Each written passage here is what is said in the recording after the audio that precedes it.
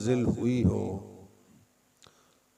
उस रहमत के आसार उस जगह में भी मौजूद होते हैं, और जहाँ अजाब नाजिल हुआ हो उस अजाब के असरात उस जगह में भी होते हैं। बुखारी शरीफ के हदीस है, हुजूर सल्लल्लाहु ताला अलैहि वसल्लम एक जंग से वापस आ रहे थे। समूद की वादी से गुजर हुआ, यहाँ कौम समूद पर अजाब नाजिल हुआ था।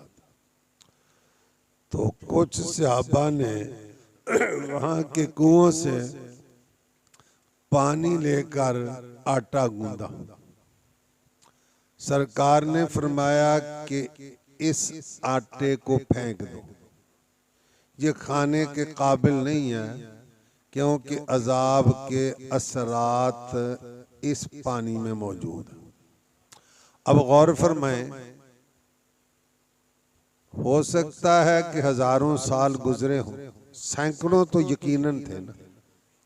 मुमकिन है कि अजाब नाजिल हुए, हजारों साल गुजरे हों, सैकड़ों तो यकीनन थे।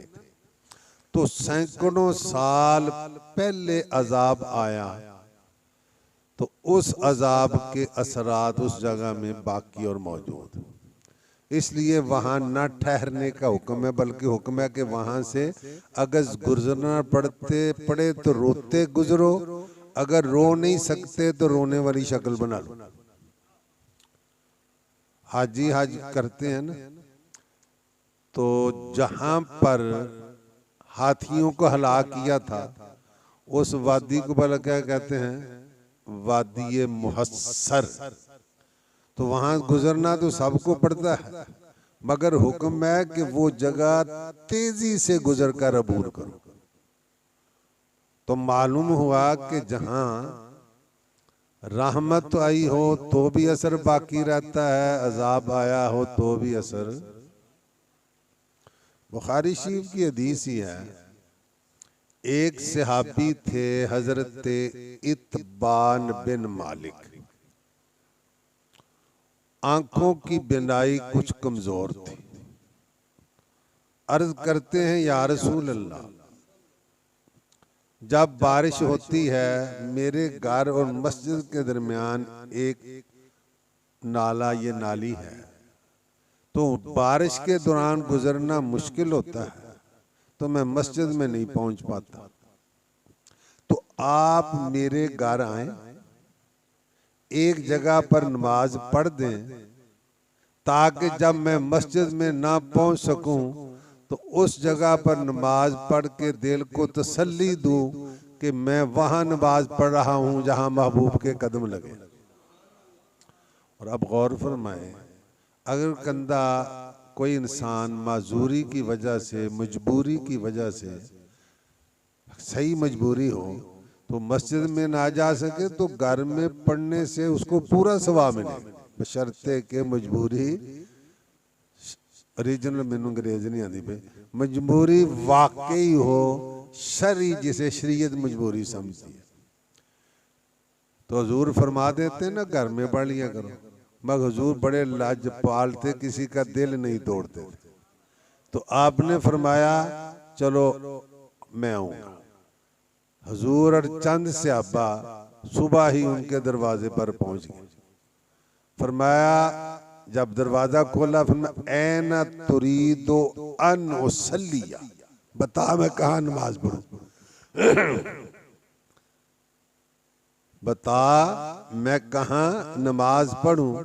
उन्होंने जगह बताई, सरकार ने नमाज पढ़ी। तो जब वो मस्जिद नबवी में नहीं या अपनी मस्जिद में नहीं पहुंच सकते थे तो वहां नमाज पढ़ लेते थे। तो मालूम हुआ कि जहां नबी के कदम लग जाएं वहां नमाज पढ़ने का सवाब ज्यादा होता है। ये बुखारी शरीफ का हदीस। अब देखिए,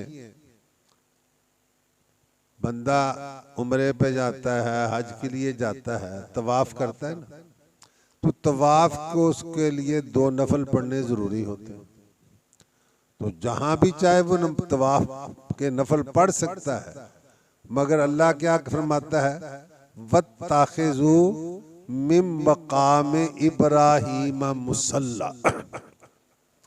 मकाम कहते ने खड़ा होने की जगह, मकाम का मैंने किया, और मुसल्ला नमाज पढ़ने की जगह, मुसल्ला जा नमाज भी कह लेते कि इब्राहीम के खड़े होने की जगह को नमाज की जगह बना लो। ये तो मैंने किया, इब्राहीम के खड़े होने की जगह को नमाज की जगह बना लो। अब मकाम इब्राहीम वो पत्थर है जिस पर खड़े होकर हजरत इब्राहीम खाना काबा बनाते थे, तो वहां आपके कदम लगे हैं, तो मालूम हुआ कि जहां अल्लाह के प्यारों के कदम लग जाएं वहां नमाज पढ़ने से ज्यादा सवाब होता है। वहां तो आप कदम बंदा नहीं रख सकता आले दुआले, मगर करीब तरीन जगह, उसके करीब तरीन जगह में जितना करीब होगा उतना सवाब ज्यादा होगा। तो उसमें बाकी भी सारा हरमे काबा ही है। चलो बात से बात आई, सफा मरवा है। जब तक बंदा सफा मरवा की साई ना करे उम्रा होता ही नहीं, हज मुकम्मल नहीं होता। मैं अक्सर कहता हूं, ये पवाने बाजार की नुक्कड़ से घंटा घर तर एक बंदा एक दफा दौड़ता है, कहते पता नहीं क्या बात है। जब 3-4 चक्कर लगाने लगता है पागल है, लगता है। तो मैं कहता हूं यहां दौड़ने वाला पागल, वहां ना दौड़ने वाला पागल। यहां जो दौड़े वो पागल, वहां जो ना दौड़े। तो अल्लाह ने फरमाया इन्ना सफा वल मरवा मिन शायरिल्लाह, सफा मरवा अल्लाह की निशानियों में से। वो पहाड़ किसने पैदा किया? ये पहाड़, ये अल्लाह की निशानी उस माने में नहीं है तो ये भी अल्लाह की सारी निशानी है, मगर उस माने में हजरत साफा तो दौड़ी, हजरत हाजरा तो दौड़ी थी पानी की तलाश में।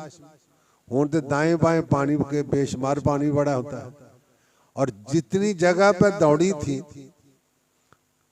वो सब्ज ट्यूबों के निशान के दरमियान, वहां दौड़ना वाजिब है, बाकी जगह आम रूटीन। और मजे की बात क्या है, जो दौड़ी थी वो नहीं दौड़ेगी, जो नहीं दौड़े थे वो दौड़ेंगे। मतलब क्या है कि ये औरत दौड़ी थी मगर औरतें नहीं दौड़ेंगी। उस जगह पे औरतें आराम से गुजरेंगी ना, पक्की गल।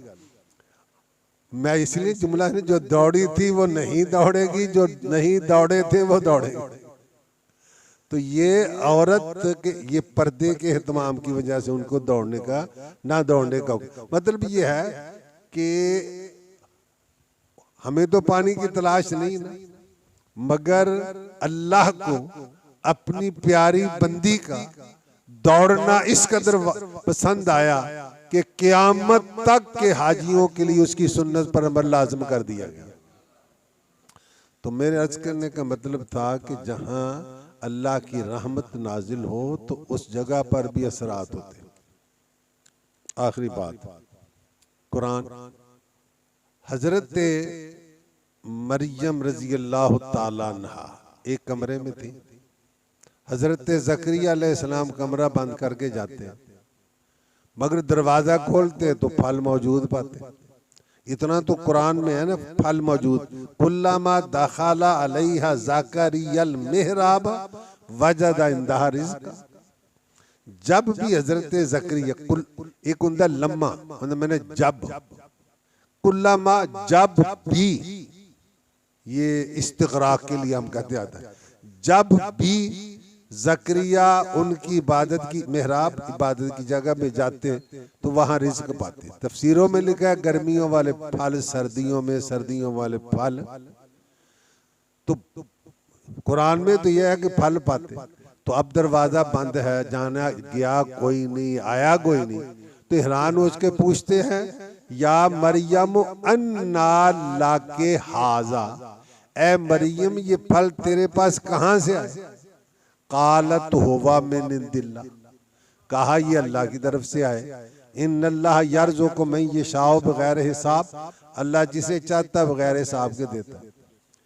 पहले भी हजरत ज़करिया ने दुआएं मांगी थी, औलाद नहीं थी ना, इतने बूढ़े हो चुके थे। अब दिल में फिर ख्वाहिश पैदा हुई कि जो अल्लाह हजरत मरियम को बेमौसम के फल दे सकता है, मुझे बेमौसम की औलाद भी दे सकता है। हुनालिका दा ज़करिया रब्बा, कुरान के अल्फाज पर गौर करें, उसी जगह पर हुनालिका, उसी जगह पर दुआ की ज़करिया ने अपने रब से, रब्बे हबली मिल्लदुनका ज़ुर्रियतन तय्यबा, या अल्लाह अपनी जनाब से पाकीज़ा औलाद अता फरमा। अजय दुआ फार के फारग नहीं हुए, फनादतहुल मलाइका, तो फौरन फरिश्तों ने आवाज दी कि अल्लाह तुझे बेटे की खुशखबरी देता है जिसका नाम याहिया होगा। तो जहां अल्लाह वालों के कदम लगे हैं, अल्लाह की रहमत हो, वहां दुआएं भी ज्यादा कबूल होती हैं। अल्हम्दुलिल्लाह रब्बिल आलमीन।